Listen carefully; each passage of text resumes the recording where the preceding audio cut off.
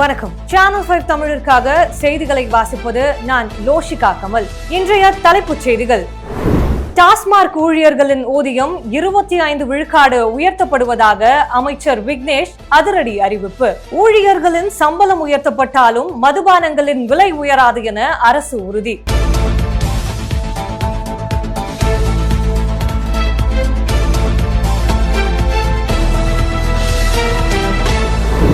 Chengalpattu Hitachi நிறுவன விரிவாக்கத்திற்காக முதலமைச்சர் விஜய் முன்னிலையில் 1000 கோடி ரூபாய் புதிய முதலீடு ஒப்பந்தம் கையெழுத்தானது.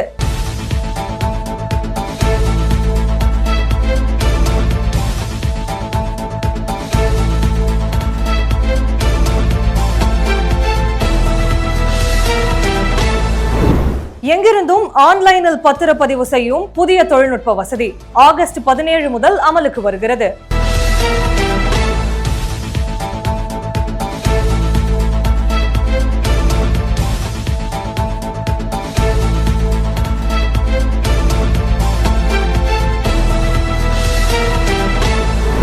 கரூர் விவகாரத்தில் முதலமைச்சர் விஜய்க்கு எதிராக தொடர்ந்த வழக்கை உச்சநீதிமன்ற வலியுறுத்தலால் வாபஸ் பெற்றது திமுக.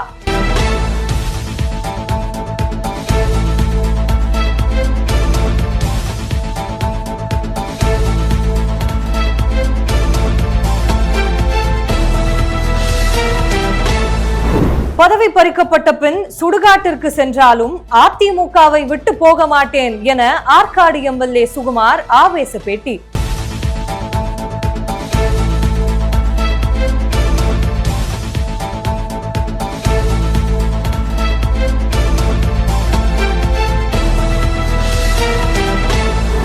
கேரள மாநிலம் வயநாடு அருகே ஏற்பட்ட பயங்கர நிலச்சரிவில் சிக்கி 5 பேர் உயிரிழப்பு.